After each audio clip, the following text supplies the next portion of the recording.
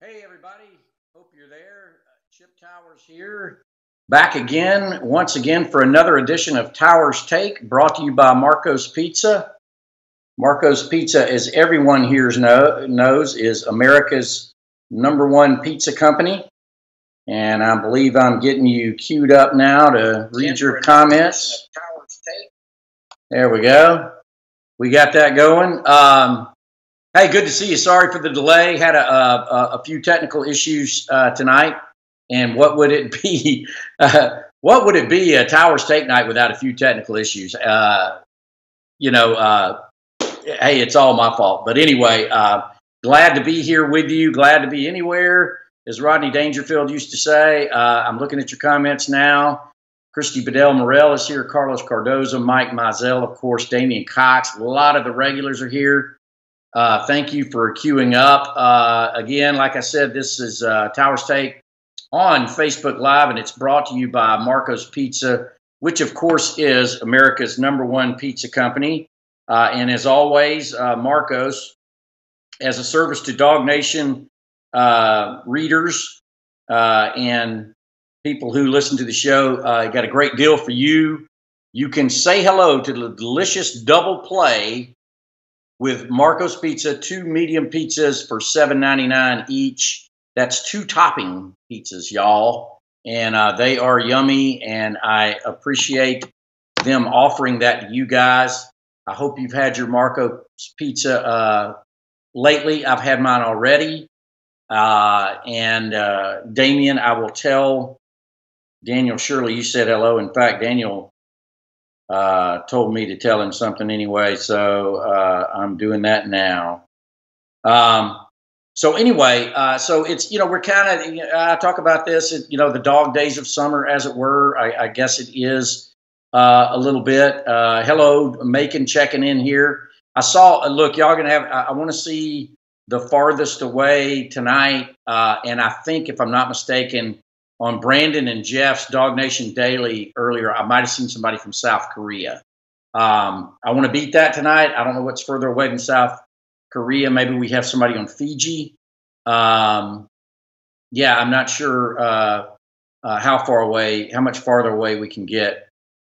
But William Brown says his OCD is killing him. I'm sorry about that. You're going to have to work on that a little bit.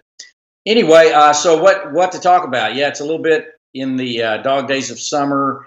And so yesterday was a really cool day for me. I went to the Camp Sunshine down in Rutledge, Georgia, and really, really enjoyed it. It was 100 degrees.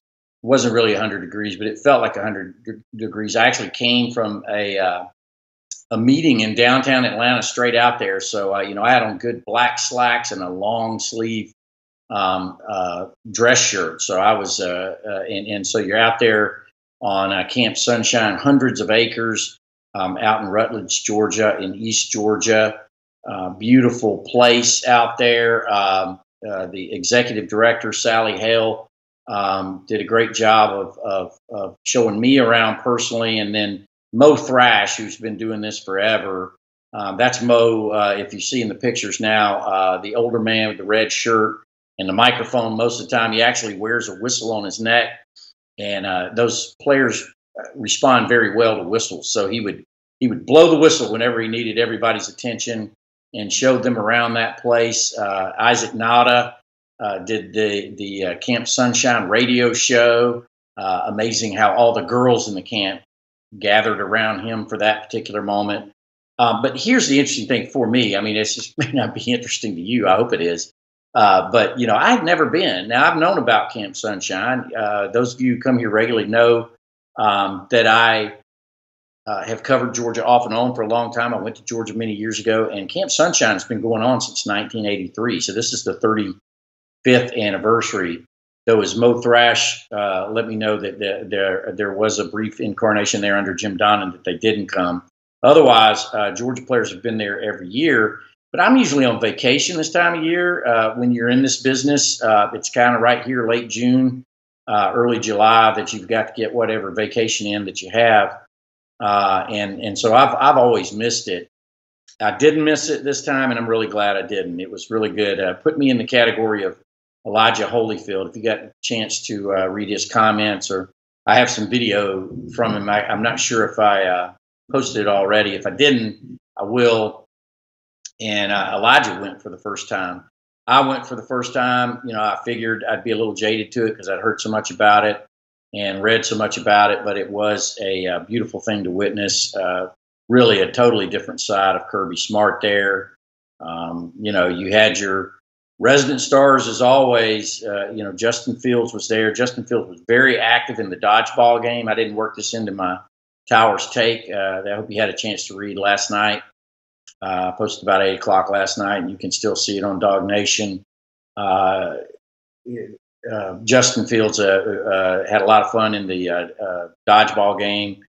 Nicole Hardman was a big hit, as he always is. And what was particularly interesting to me, which a lot of you guys will probably like, I got a question here. Who is this from? About Jay Hayes. That was my first chance to see Jay Hayes up close and personal. He's a big dude. He really is. He was a defensive end for Notre Dame.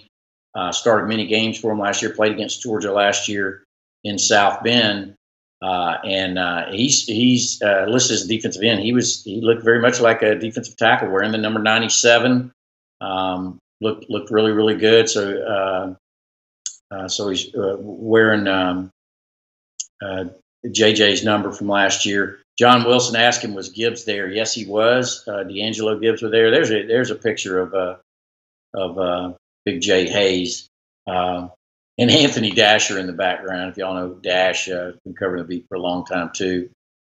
He's a good player and is really going to help Georgia. I know there's been a lot of complaints on the recruiting front about Georgia's defensive line recruiting. It definitely does need to pick up. I think Georgia's going to be okay on the D line this year, but they are scary thin. If you're a defensive line coach or you're Kirby Smart, they've got a lot to improve on in terms of depth. And I think they will. There's no question that's got to be just a number one priority on the staff. And they're going to have to do that. Hal, good. Thanks for listening as you drive home. We were a little bit late getting started tonight. We'll go a little bit late as a result of that. What else? Some other observations I made down there, besides the terrific work and just what a great thing that Camp Sunshine is for Georgia. Tommy Bush, I was followed the group that he was in for a good long time, wearing the number 12. He's really tall. I mean, everybody knew that from his profile. A lot of times, though, you get these guys and they're listed as 6'4", 6'5", and you know immediately that that's not necessarily the case. He's every bit of 6'5". There's no question. He's at least as tall as Javon was, who I think the NFL measured it below 6'5", was listed at 6'5" with Georgia. Tommy Bush looks every bit of 6'6", and pretty thin guy. He's going to have to get stronger. That's always the case. But looks like a really good-looking athlete. And it was so funny. He didn't have any problem checking out and petting the miniature cow, but old Tommy Bush didn't want to get anywhere close to those alpacas. He was standing back at the back, and that was really fun to watch out there at Camp Sunshine. What else going on? Got to talk to Isaac Nada for a little while there. Got to talk to Elijah Holyfield for a little while we were there. And Elijah, talked to Isaac Nada, Elijah, and Kirby, of course. And Zamir White was there, looked really good. The thing, probably the question I get asked more than anything else is, how is Zamir White's leg going to be this year, and or is he going to be available early in the season? I don't see any reason why that won't happen. Now, that's not coming directly from Kirby. One of the sort of allowances that we make with Kirby in this particular event is he wants the focus to be on Camp Sunshine, and he doesn't want to be talking about depth chart, who's going to be eligible, who's not going to be eligible, and all that kind of stuff. So we didn't ask him questions about that. We limited the questions to Camp Sunshine, though I did make the remark that I thought Jay Hayes was looked good and was bigger than I thought, and he did say that he was really, really glad that Jay came because at the end of the day, it is a volunteer event, and those guys don't have to go. And certainly, when you talk about Jay Hayes, a graduate transfer, he had a lot of reasons why he might not want to get on that bus and go down there in that hot day and play with a bunch of kids, but he did. He had a good time. He was front and center, a very, very outspoken guy. You like to see that. I mean, what can you tell in that type of environment? But he seems like the type that is not going to be shy about, taking a little bit of a leadership role, about being outspoken, just from the fact that, he's first up in dodgeball. He's in the face of the alpacas. He was very attentive when the nurses and administrators at Camp Sunshine were talking about all the different stuff. And I think he's going to do a lot. Thank you, Christopher Bradley Crucell. A lot of nice comments here. I appreciate it. I didn't talk to Otis Reese and Tyson Campbell. Eric Allen is asking. They weren't available. They only made a few players available to us, and we spoke to them. And we spoke to Lamont Gilliard, this was his fourth time at Camp Sunshine. Isaac Nauta, his third time at Camp Sunshine, a junior. And Elijah Holyfield, who was making his first trip, but said he's going to go back next week when they go the next time. Justin Elijah talking about Zeus had no braces or anything on. He hasn't had a whole lot on that knee for a while. In fact, at the end of spring drills, I was amazed with what Zeus, as everybody likes to call him, was doing.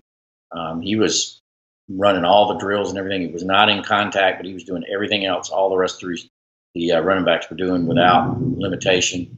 Got a pretty big thunderstorm going on here. Hopefully that won't cut us off, and so you may hear a little rumbling in the background. John Wilson thinks that Nauta will have double-digit touchdown receptions this year. Wow. I doubt that's, as I imagine, maybe Shannon Mitchell, maybe Leonard Pope or Ben Watson has had double-figure touchdowns. I'll have to check that. I'll make a note of that, see when the last time a tight end has had double-figure touchdowns. But hadn't been many, I can promise you that. I would take that bet. Hello, Tracy Moore-Nash. That's my cousin. Hi. Adam Kessler says hello from Camp Sunshine. How wonderful is that? That's great. Hi, Robert Moody. Nauta, definitely. I mean, the tight end group it's a great group. I mean, it really is. But Kirby is pretty open, about a tight end's role in on his team is to block first. It doesn't mean that they won't get the ball thrown to them or can't get the ball thrown to them. And I'm like everybody else. I mean, seeing Charlie Warner and Isaac Nauta and the guys they have to move. Luke Ford was one of the guys down at Camp Sunshine. I mean, even Jackson Harris, every time you turn around, he makes a great catch. He made a couple of great catches in the G-Day game. So Georgia has a lot of options out there. But, the real challenge for Jim Chaney and to James Coley too, I guess, to some degree. But Jim Chaney is make no mistake about it, though they're co-offensive coordinators. Jim Chaney is the play caller, and he'll be the primary script maker, though the play script is always made in tandem, in unison of the entire offense. I would imagine tight ends will get targeted some, but, Terry Godwin, Riley Ridley, Nicole Hardman, DeAndre Swift, Zeus, James Cook when he gets here. I mean, all these guys deserve to get the ball touched, and maybe even Jake Fromm or Justin Fields will keep it now and then too. A lot of questions coming up now on Demetrius Robertson. Ron Williams asking any word on Demetrius Robertson talking to UGA since deciding to leave UCLA. Actually, it's Cal that he left. Pete Ellis asking the same question. We've had a lot of questions about him on here, and that's one of those I'm not surprised at all to see. Probably, I don't know what the percentage is on it because I don't keep it, but man, so often when these kids from Georgia and southeastern states go all the way across the country to California, a lot of times they don't last. I do not know what his hardship is, but I checked into some of the rules and actually did some poking around at UGA about it. Um, I do not know at this point whether he has made any contact with Georgia or Georgia's made contact with him, or really what the parameters are for that at this stage in it. But you can be absolutely certain Georgia would be interested in him transferring here. His hardship status wouldn't necessarily make him eligible to play right away. Now that would be great news for Georgia if Demetrius Robertson could come in and play right away. He would immediately make an impact, I think. Now he missed all but 2 games of last season due to injury, and I'm not sure what his health status is at this point, but I think he had 700 and something yards, receiving a lot of touchdowns for Cal as a freshman before last year, and I think they went 5-7 both years he was there. Not surprised at all. It's just like when Roquan Smith committed to UCLA. Obviously he had a great career at Georgia, but it's fine to go out there. Some kids do a great job. I'm trying to remember. There's been a couple of kids. The linebacker Georgia recruited out of Tucker that went to Stanford and stayed there and lasted, and the defensive tackle out of maybe it was Woodward Academy or one of those schools went to Stanford and stuck. But it's tough going all the way across the country. But the thing about the hardship is, he's not going to be automatically eligible to play for Georgia if, say, one of his parents are ill or something like that. It has to be something that has to do with his own health and safety, period. And I'm just not sure what that is. I haven't been able to make contact with Demetrius Robertson yet, and I'm sure Jeff Chantel is trying to. We'll all be trying to do that and find out what he's going to do. But that he would be a great addition to Georgia. Those of you who come here regularly know that I'm not as down on Georgia's receiver core as a lot of other people are. I think they're better than a lot of people think.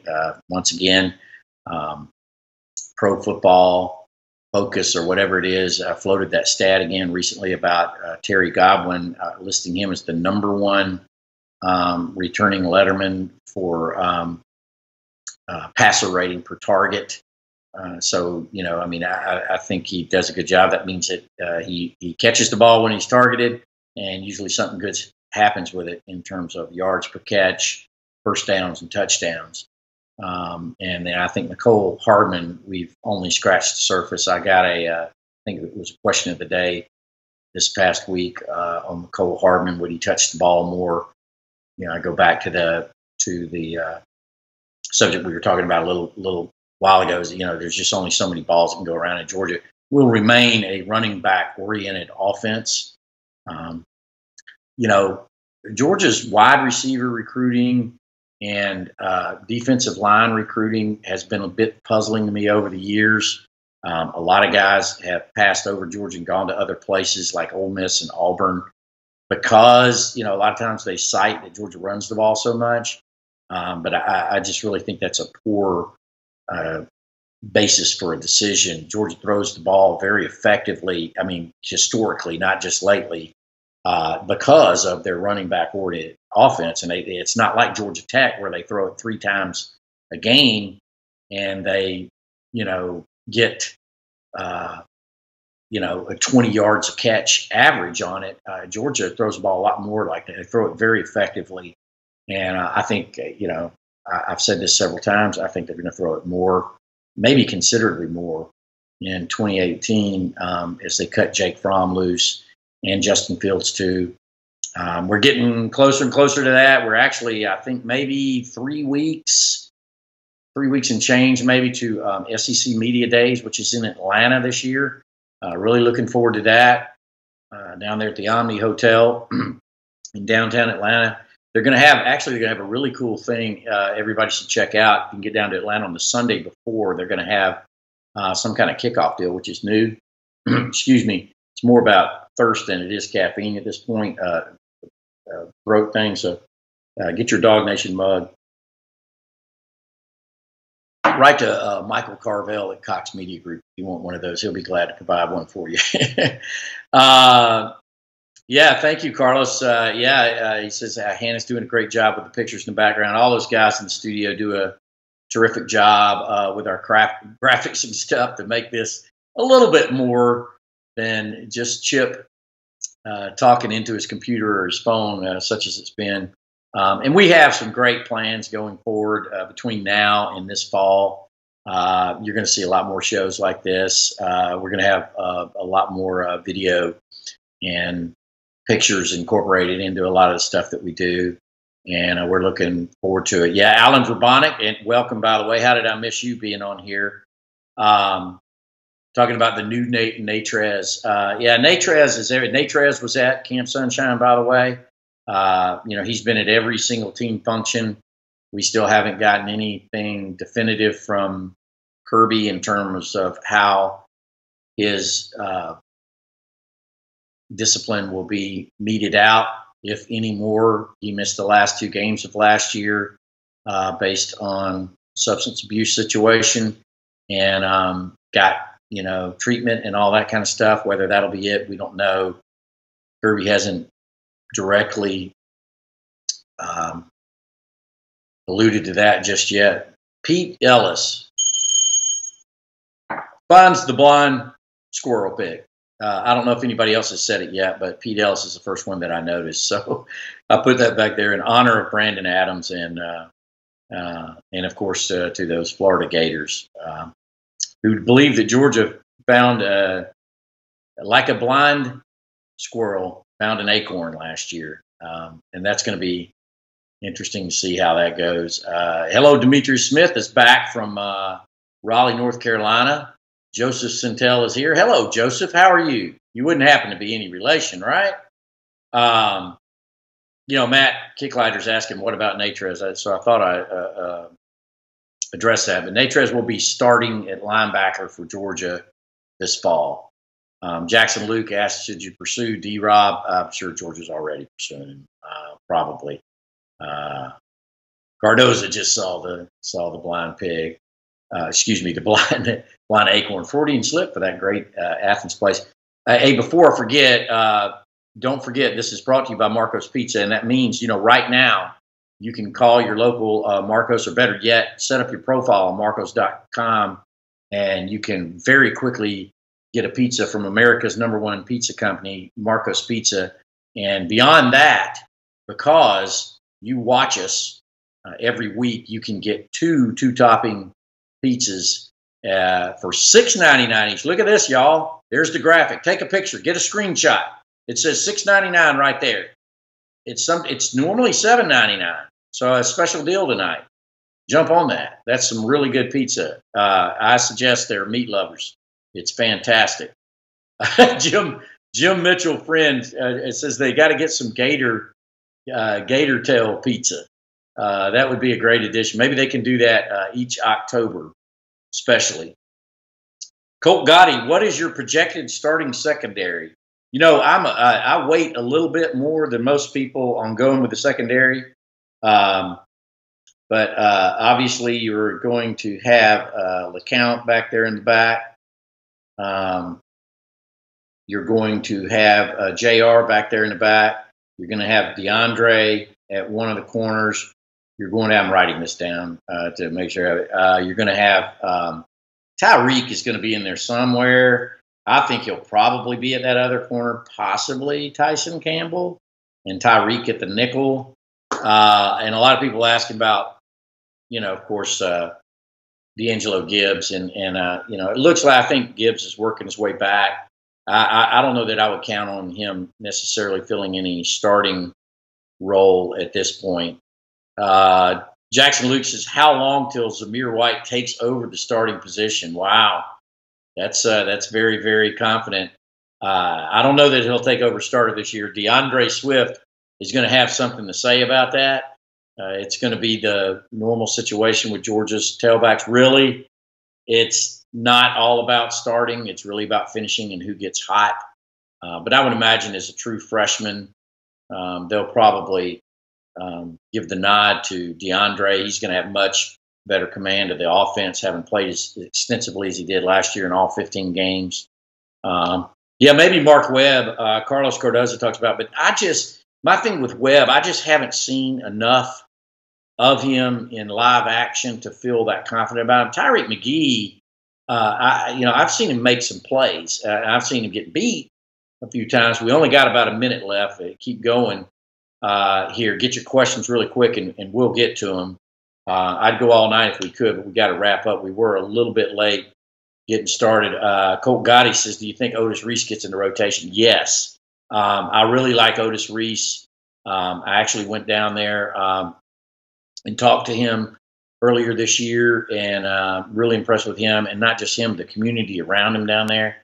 And I think he's going to be a real strong candidate and a good kid and a good citizen. Rick Wallace is 92.9. Gave me a shout out today. Well, shout out to 92.9. We appreciate that. And of course, you can hear Brandon Adams every day here on Dog Nation Daily.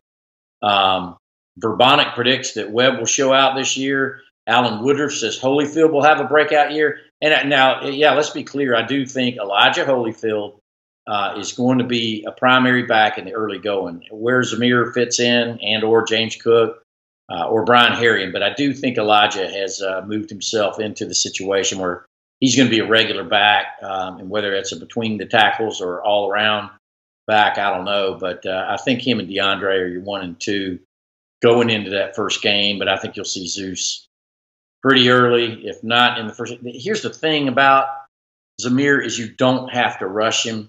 And so why would you? One thing you don't want to rush back is a running back with a knee issue. Even if he looks great, you just can't take a lot of it. And as Rick Wallace is pointing out, Holyfield is a monster, and that's right. And especially in those early games, I mean, he can get in there and really carry the mail for you in your opening game of the year, and where everybody else gets into that game too, pretty fresh. But Rick Olenek is saying what a lot of other people believe. I don't know that Rich Olenek actually knows this, but he says he'll be the best back. But I will tell you, there are coaches, not necessarily in Georgia's building, but coaches that tell me that that's the best back on their roster, and that will become clear sooner or later. So we'll see. You heard that about Todd Gurley coming into his season, and it ended up being true his first season. And we'll see if that turns out to be the case. Richard Bruton says, I'd hate to be a linebacker playing against these dogs. Hey, listen, guys, we're on the last minute here, so I'm going to have to start wrapping up. I'll keep looking for your questions and try to answer them if I can. Alan Woodruff thinks this could be a year where you have a 1,000-yard wide receiver and running back. I think that's definitely a possibility. Georgia needs to do that. Right now, to date, if I'm not mistaken, Terrence Edwards has been the only 1,000-yard receiver Georgia has had. So let me wrap it up here. So once again, as always, I want to thank Marco's Pizza for sponsoring Tower's Take on Facebook Live. And be sure and go there now and take advantage of their double play, they call it. And that's 2 medium, 2-topping pizzas for, according to our graphic, if you were smart enough to screenshot it, $6.99 a piece. But at the most, you'll pay $7.99 a piece. And those things are delicious too. Lots more stuff coming up at Dog Nation. We'll have stuff up every day, all the time. A lot of stuff coming tomorrow. I'll have a couple of things to post for you early in the day tomorrow. Then I'll also be back next week. So for the whole team at Dog Nation, everybody back in the studio, thank you so much for getting this thing up and running. And for BA and Jeff Santel and all the guys, they were down in Augusta today. Hope they had safe travels back. We will see you next week, and we will see you every day at dognation.com. Thanks.